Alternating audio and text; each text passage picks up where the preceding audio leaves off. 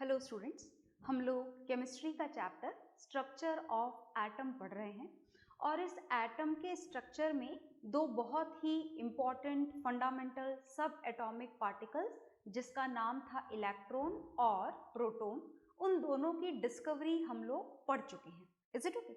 तो जो last topic हमारी क्लास का चल रहा था, this was the discovery of proton. हमने प्रोटॉन की डिस्कवरी पढ़ी और प्रोटॉन की डिस्कवरी वैसे देखा जाए, टाइम के हिसाब से देखा जाए तो जो डिस्कवरी ऑफ प्रोटॉन थी वो प्रोटॉन की डिस्कवरी कैसे की गई ये आप लोगों को पता है। और किसने की प्रोटॉन की डिस्कवरी? प्रोटॉन की डिस्कवरी करी गई थी ई गोल्डस्टीन के through. Is it okay? E Goldstein ने प्रोटॉन की डिस्कवरी करी थी और इलेक्ट्रॉन से पहले ही इसे डिस्कवर कर लिया था 1886 के अंदर। Is it okay? आप कंफ्यूज मत होइएगा, let me write it again. This is 1886। 1886 में प्रोटॉन की डिस्कवरी हुई और 1897 में उसके बाद जे थॉमसन के थ्रू इलेक्ट्रॉन की डिस्कवरी की गई। पर दोनों की डिस्कवरी में बहुत सारी बातें कॉमन थी, जैसे दोनों ने ही डिस्कवरी के लिए डिस्चार्ज ट्यूब को यूज किया था। Is it okay? तो देखिएगा ध्यान से, जो डिस्चार्ज ट्यूब यूज की गई थी वो मैं एक बार और बना रही हूं आपके सामने। तो this is a discharge tube which is a hollow glass tube in which two electrodes has to be used. This is electrode and this is another electrode. And this glass tube is connected with the vacuum pump. ये किससे connect किया गया था? ये vacuum pump से connect किया गया था। Is it okay? To control the air pressure inside this glass tube. And this is connected with the positive terminal of the source of electricity, and this is connected with the negative terminal of the source of electricity, and this is our switch. And as I already told you that when this dot is present in this switch, it means that switch is on, current is flowing. And as it is connected with the positive terminal, therefore it is known as anode, and this is connected with the negative terminal of the battery, therefore this is known as cathode. अब खास बात ये थी कि जो cathode यहाँ पर काम में लिया गया था डिस्कवरी ऑफ प्रोटॉन में, ये कैथोड परफोरेशंस वाला कैथोड था। That means it had some holes in it. इसके अंदर कुछ होल्स थे, होल्स इस तरीके से, और इन होल्स को हम बोलते हैं परफोरेशंस, और इसी कारण से इस कैथोड को बोला गया परफोरेटेड कैथोड। अब बात ऐसी है कि इसमें भरी गई थी gas at a very low pressure, और ये जो मैं बना रही हूँ यहाँ पर गोल गोल, समझ गए क्या आप ये क्या है? They are the atoms of gas. ये गैस के एटम्स हैं। each and everything is made, each and every matter is made with the smaller particles which are either known as atoms or known as molecules. Is it okay? हालांकि atoms और molecules में आप बहुत अच्छी तरीके से difference जान चुके हो केमिस्ट्री के लास्ट चैप्टर में, तो आई होप कि वो डिफरेंसेस आपको याद होंगे। तो चलिए यहाँ पर देखते हैं। ये जो एटम्स हैं, इन एटम्स पर सप्लाई की गई थी electricity that was of a very high voltage 10,000 volts. तो इन एटम ने क्या कर दिए थे? इलेक्ट्रॉन्स लूज कर दिए थे, इलेक्ट्रॉन इनमें से बाहर निकल गए थे। याद रखिएगा, most of the atom loses their electrons which are present in their outermost shell if a high voltage of electricity is applied on them, is supplied to it. Is it okay? तो ये normal tendency है कि atom को जब आप high energy provide करते हैं, जैसे आपने यहाँ पर एटम को हाई इलेक्ट्रिकल एनर्जी प्रोवाइड करी, तो इस हाई इलेक्ट्रिकल एनर्जी के कारण एटम अपने इलेक्ट्रॉन्स क्या कर देते हैं? लूज कर देते हैं। और इन इलेक्ट्रॉन्स का क्या हुआ होगा? That we have already done in the production of cathode rays. Is it okay? फिलहाल हमें इन इलेक्ट्रॉन्स के बारे में नहीं जानना है, बस आपको ये बात याद रखनी है कि किसी भी एटम में से या किसी भी सब्सटेंस में से अगर इलेक्ट्रॉन निकल जाएं, अगर इलेक्ट्रॉन डोनेट कर दिए जाएं, लूज कर दिए जाएं, तो वो जो एटम है वो एटम कैसा हो जाता है? पॉजिटिवली चार्ज हो जाता है। कैसा हो जाता है atom? Positively charge. That means all these atoms are positively charge. तो अब ये जो पॉजिटिवली चार्ज पार्टिकल हैं इनको रिपेल किया जाएगा एनोड के थ्रू। और इसको रिपेल क्यों करेगा एनोड? क्योंकि एनोड खुद कैसा है? Positively charge. कैथोड क्या करेगा? इन पॉजिटिवली चार्ज पार्टिकल को अट्रैक्ट करेगा, क्योंकि कैथोड कैसा है? Negatively charge. So all these positively charged molecule will start flowing and passes through this holes, ये इन holes में से pass होंगे। A stream of positively charged particle will pass through the holes and finally it will strike to the end of this glass tube, and at this end of the glass tube in front of the anode, या फिर आप बोल सकते हैं at the opposite side of anode, a particular type of glow will be produced। किसका production होगा? Glow का production होगा। and in this way the rays, as these rays are going to produce through this anode and going to pass through these holes and finally strike to the other end of the glass tube, and because of this only these rays are known as anode rays। In rays को क्या बोला जाता है? इन raise को बोला जाता है anode rays, या फिर एनोड रेज के साथ साथ इनका दूसरा नाम क्या होता है? इनका दूसरा नाम होता है कैनाल रेज। अब बात यह है कि इनको कैनाल रेज क्यों बोला गया?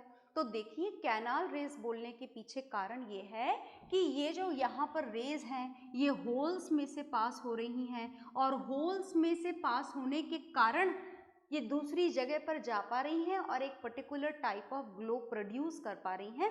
तो these holes act like a canal for these rays, and as these rays have to pass through this hole, therefore only these rays are known as canal rays also। तो I hope कि आपको दोनों बातें समझ में आ गई होंगी कि इसको एनोड रेज क्यों बोला जाता है और कैनाल रेज क्यों बोला जाता है। तो अब जो हमको जानना है वो हमको जानना है प्रॉपर्टीज। किसकी प्रॉपर्टीज जाननी है हमको? प्रॉपर्टीज ऑफ एनोड रेज और कैनाल रेज। इनकी क्या क्या खास बातें होती हैं? जैसे आपने कैथोड रेज की खास बातें जानी थी, सिमिलरली आपको एनोड रेज की भी खास बातें जाननी है, जिन्हें आप नाम दे रहे हैं properties। Is it okay? So look here, when we want to know about the properties of anode rays, then the first very important thing is that what are anode rays। अगर हमसे एग्जाम्स में एक number में question पूछा जाए that what is anode रे या what are anode rays, तो हमारा जवाब क्या होगा? तो सुनिएगा ध्यान से। These anode rays is a stream, this is only and only a stream of positively charge particle. ये क्या है? ये सिर्फ एक स्ट्रीम है, एक पर्टिकुलर कंटिन्यूस फ्लो होने वाली stream which travel in exactly a straight line towards the cathode, and this stream of positively charge particle is known as anode rays and also known as canal rays। The second thing about this that they are having kinetic energy in them। Kinetic energy का मतलब यही है कि अगर आप इसके रास्ते में कुछ फैन जैसा मटेरियल रख देंगे तो it will start moving as the atoms are continuously going to collide on them. Atom से मिलकर बनी हुई है ये रेज, मतलब इसके अंदर कोई मटेरियल पार्टिकल है, और मटेरियल पार्टिकल होने के कारण ये उसको वहां पर जाकर के क्या करेंगी? मूवमेंट प्रोवाइड कर देंगी। आ गई बात समझ में? तो इन दो बातों को आप नोट डाउन कर लीजिए, फिर मैं आपको कुछ और बातें बताऊंगी, ठीक है? तो आपने ये 2 पॉइंट्स नोट डाउन कर लिए होंगे, और इसी के साथ में बाकी सारी बातें आपको फिलहाल नहीं जाननी है। इसी के साथ में हमारी जो डिस्कवरी ऑफ प्रोटॉन है इट इज़ डन। पता लग गया कि कोई पॉजिटिव पार्टिकल भी एटम के अंदर प्रेजेंट होता है जो एटम को या मॉलिक्यूल को पॉजिटिव चार्ज प्रोवाइड करता है, and in this way the discovery of proton was done. तो प्रोटॉन की डिस्कवरी तो कंप्लीट हो गई। अब जिस तरीके से आपने इलेक्ट्रॉन का चार्ज, इलेक्ट्रॉन का मास जाना था, आपको प्रोटॉन का चार्ज और प्रोटॉन का मास जानना है। तो चलिए हम जानते हैं प्रोटॉन का चार्ज और प्रोटॉन का मास। तो बात हम फिलहाल किसके बारे में कर रहे हैं? बात हम फिलहाल कर रहे हैं प्रोटॉन के बारे में। किसके बारे में बात होने जा रही है? बात होने जा रही है प्रोटॉन के बारे में। तो चलिए प्रोटॉन के बारे में बात करते हैं। तो जब बात प्रोटॉन की जाए तो हमें सबसे पहले जानना है इसके मास के बारे में। तो हम जो सबसे पहले जानने जा रहे हैं वो हम जानने जा रहे हैं इसका एब्सोल्यूट मास। एब्सोल्यूट मास सुनकर आपको घबराना नहीं है। Absolute mass is the actual mass of any body. For example, जैसे आप मेरी बात सुन रहे हैं, अगर मैं आपसे पूछूं कि what is your absolute mass, तो आपको ज़्यादा सोच के बताने की ज़रूरत नहीं है। When you are going to stand on the weighing machine and whatever the figure which is measured in your weighing machine, that is only your absolute mass. तो maybe it is 50 kg और 55 kg और 60 kg और whatever is your mass is it okay? So it is not at all a special particular physical quantity. This is the normal mass of a body. And when we talk about the normal actual mass of a proton, then let me write it for you. And this is 1.67 into 10 raised to the power minus 27 kgs. This is the absolute mass of one proton. Is it okay? But when we talk about its relative mass, relative का मतलब क्या होता है? वैसे तो मैंने आपको ये लास्ट क्लास में समझाया था। रिलेटिव का मतलब होता है when your mass has to be compared with someone other. जब आपको आपका बॉडी मास किसी और के साथ में कंपेयर करना हो, इज इट ओके? तो when the comparison has to be done, जैसे मान लीजिए कि आपका मास है 60 kg। बहुत ध्यान से सुनिएगा इस बात को, क्योंकि ये जो रिलेटिव वर्ड है ये हमारा पीछा कभी नहीं छोड़ने वाला, ना फिजिक्स में और ना केमिस्ट्री में। तो चलिए हम इस वर्ड को समझ ही लेते हैं। तो जैसे मान लीजिए कि आपका मास है 60 kg, इज इट ओके? और आपके भाई का, छोटे भाई का मास है 30 kg। तो ये दो मासेस हैं, ये आपका है और ये आपके छोटे भाई या बहन का मास है। तो when your actual mass is asked, आपसे अगर मैं आपका एब्सोल्यूट मास पूछूं तो आप मुझे बताएंगे 60 kg। और अगर मैं आपसे आपका रिलेटिव मास पूछूं, बोलूं कि tell me your relative mass as compare to your younger brother और सिस्टर और whatever, is it okay?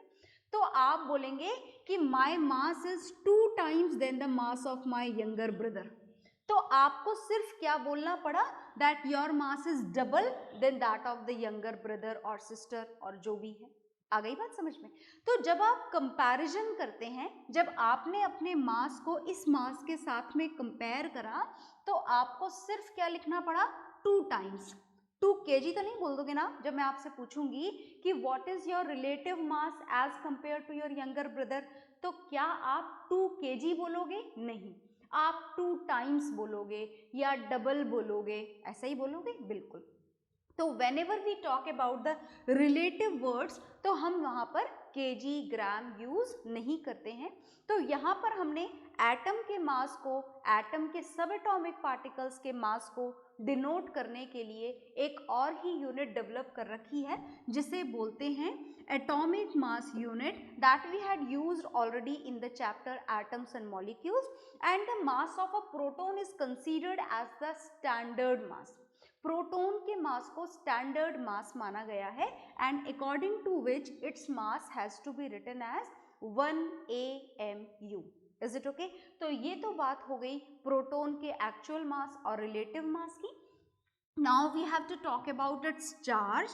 So when we talk about its charge, first we have to write down the actual value of charge.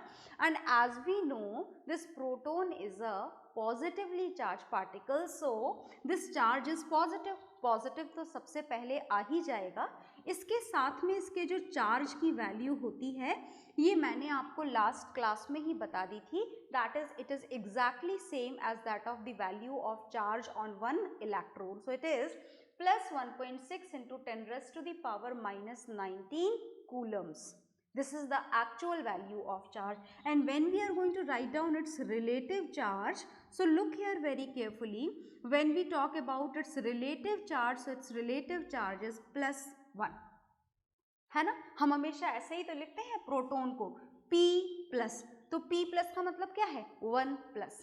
तो coulomb वगैरह से कोई relation नहीं होता उस वक्त जब हम 1 प्लस लिख रहे होते हैं. This is the relative charge. If you are going to change it into the standard unit of charge which is coulomb, then this complete value has to be learned.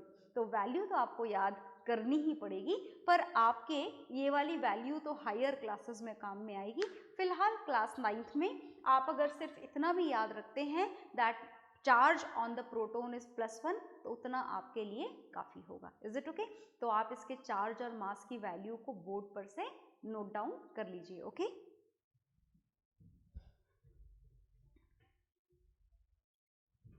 हाँ जी, तो आपने ये नोट डाउन कर लिया होगा. Video pause करके note down करेंगे आप, ये बात मैं आपको पहले भी बहुत बार बता चुकी हूँ. तो in this way the discovery of proton and all the properties of this proton everything is done. And after that what happened, क्या हुआ? बड़े सारे काम हुए. क्या काम हुए देखिएगा. देखो भाई, ये पता लग गया कि एटम में 2 सब एटॉमिक पार्टिकल्स होते हैं. कौन से 2 सब एटॉमिक पार्टिकल होते हैं? इलेक्ट्रॉन और प्रोटॉन. Is it okay? सुनते जाइएगा, सारी बोली हुई बातों को ध्यान से सुनिएगा. तो जो बात हमें पता लगी वो बात हमें ये पता लगी कि फाइनली इस बात का कंफर्मेशन हो गया with all these experiments and all that atom is having 2 subatomic particles in it. Atom के पास में क्या है?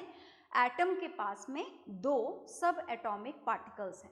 And these subatomic particles are electron and second subatomic particle of this atom is proton.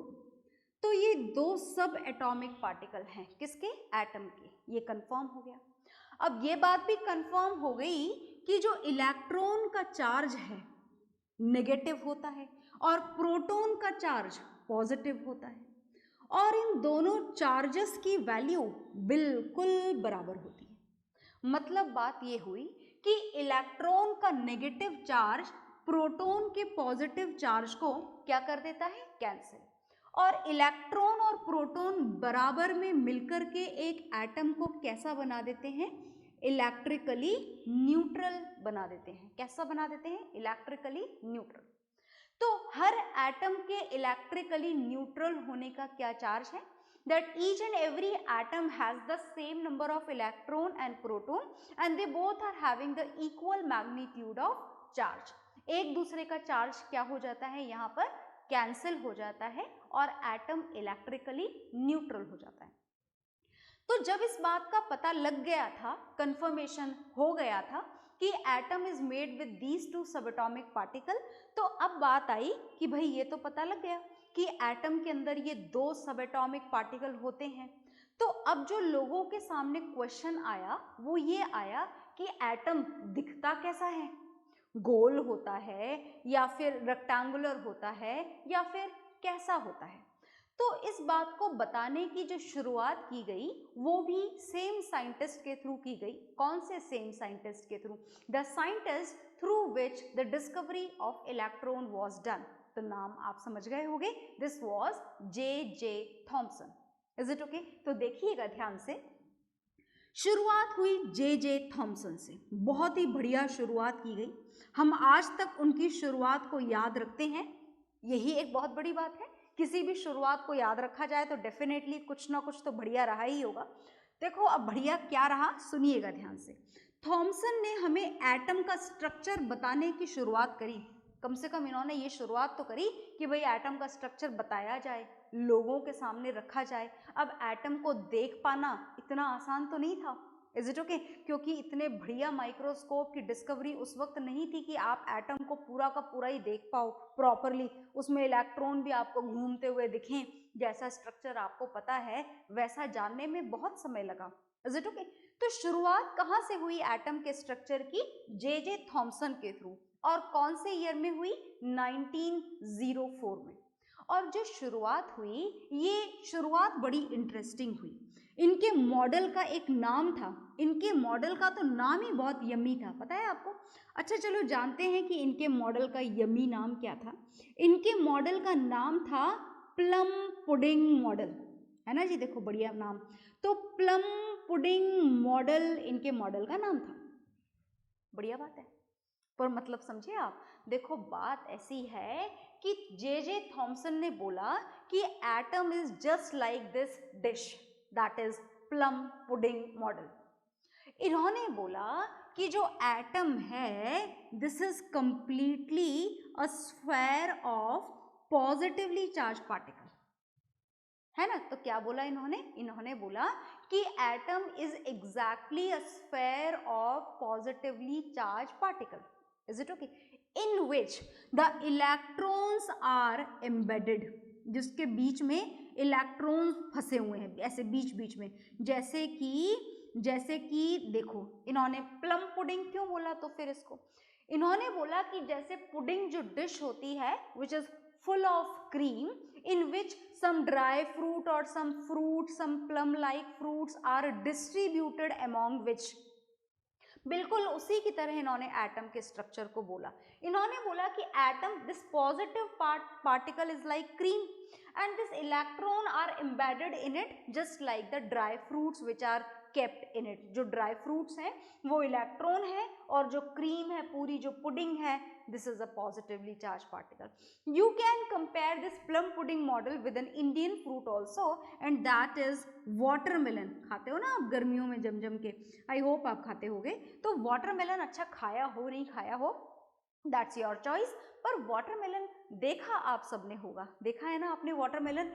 Watermelon is also almost spherical in shape and that is completely covered with the red portion. अब देखो मेरे पास फिलहाल black marker है, मैं black से ही red portion बना रही हूँ, you just have to imagine it that this is completely red in colour. तो this atomic plum pudding model can also be compared with the structure of watermelon also. तो in this watermelon the red colored portion of the watermelon from the inner region represent the positively part of the atom, is it okay?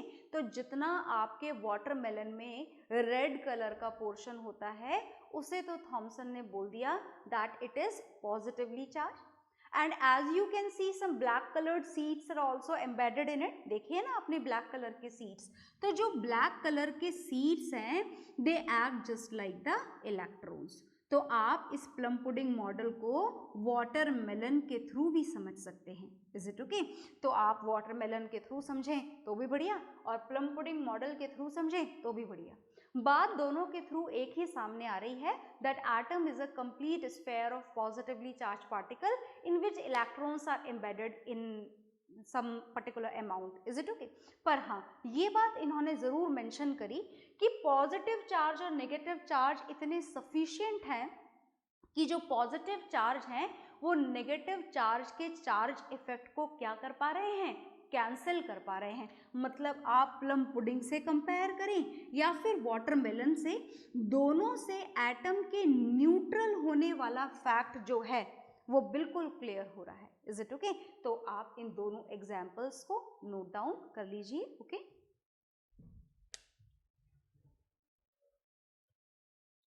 तो आपने ये note down कर लिया होगा। तो J Thomson का plum pudding model आपके सामने आया, पर उसके बावजूद भी इसमें कुछ कमियां थी।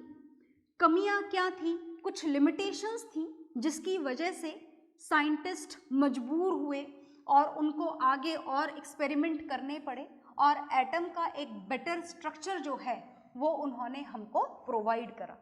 तो हमको ये जानना है कि आखिर इस जे थॉमसन के मॉडल में क्या क्या लिमिटेशंस रह गई थी, इज इट ओके? क्या क्या कमियां रह गई थी, वो कमियां हमको थोड़ा सा जानना है। एक बार आपको उन लिमिटेशंस को याद रखना है, इज इट ओके? तो चलिए हम इनकी लिमिटेशंस जानते हैं। क्या लिमिटेशंस थी? तो पहली लिमिटेशन तो ये थी कि यहाँ पर न्यूक्लियस नाम के पार्ट का कुछ भी मेंशन नहीं था। न्यूक्लियस की डिस्कवरी थॉमसन मॉडल के अंदर इंक्लूडेड नहीं थी, इज इट ओके? दूसरी बात, जब पता लगा कि न्यूट्रॉन नाम का भी कोई सब एटॉमिक पार्टिकल प्रेजेंट होता है, तो मैं आपको बता दूं कि जब जे थॉमसन मॉडल जब आया था हमारे सामने, जब जे थॉमसन जी ने ये प्लम पुडिंग मॉडल हमको प्रोवाइड करा था, तब तक न्यूट्रॉन नाम के सब एटॉमिक पार्टिकल की कोई जगह नहीं थी, और जब न्यूट्रॉन आया तो उसके लिए थॉमसन के प्लम पुडिंग मॉडल में कोई जगह नहीं थी। Is it okay? और तीसरी बात कि एटम के स्ट्रक्चर के लिए एक बहुत ही सक्सेसफुल एक्सपेरिमेंट किया गया, जो हम पढ़ेंगे बाद में, पर उस एक्सपेरिमेंट का नाम तो हमको अभी ही जानना है, दैट इज रदरफोर्ड एक्सपेरिमेंट। कौन सा एक्सपेरिमेंट था वो? रदरफोर्ड एक्सपेरिमेंट था। और ये जो रदरफोर्ड एक्सपेरिमेंट के जो ऑब्जर्वेशन थे, all those observation cannot be explained by the Thomson plum pudding model, and because of all these limitation some another model of atom has to be present. Is it okay? तो limitations आपको याद रखनी है। First, no nucleus is there, कोई nucleus था ही नहीं, neutron की discovery भी नहीं हुई थी, और न्यूट्रॉन की डिस्कवरी होने के बाद में भी थॉमसन प्लम पुडिंग मॉडल में न्यूट्रॉन नाम के सब एटॉमिक पार्टिकल के लिए कोई स्पेस नहीं थी। ठीक है। तीसरी बात कि जो रदरफोर्ड एक्सपेरिमेंट था, जो हम लोग पढ़ेंगे नेक्स्ट क्लास में, तो रदरफोर्ड एक्सपेरिमेंट के ऑब्जर्वेशन को भी Thomson plum pudding model explain नहीं कर पाया। तो these were the limitations of J Thomson plum pudding model. तो इसके बाद में एटम के स्ट्रक्चर के लिए और क्या क्या प्रोवाइड किया गया, that will see in the next class. Okay, bye everyone.